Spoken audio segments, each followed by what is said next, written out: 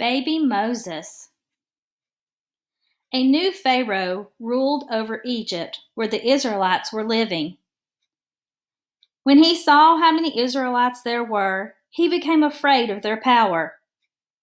He warned his people that if war came, the Israelites might side with their enemies and then leave the country.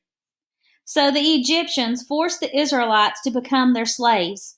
Tough slave masters made them build the cities of Pithom and Ramesses.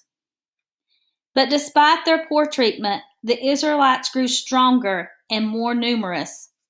So the Egyptians brutally forced them to work even harder. The two midwives who helped Hebrew women deliver their babies were called Shiphrah and Puah.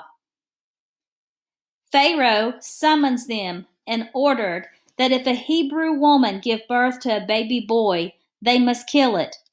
Only if the baby was a girl could they let it live.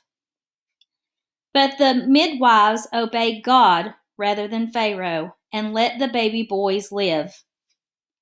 Pharaoh summons the midwives to ask why the baby boys were not killed. The excuse they gave was that the Hebrew women were giving birth to baby boys before they had time to get to them. So Pharaoh gave orders to his people that every baby boy born to a Hebrew woman must be thrown in the river Nile. When a Hebrew man and wife from the tribe of Levi had a baby boy, they hid him away from the Egyptians for 3 months. But as the baby grew older, it became harder to keep him hidden.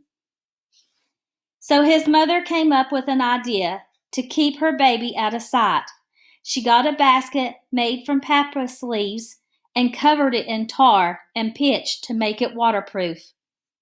She put the baby in the basket and carried it down to the river Nile.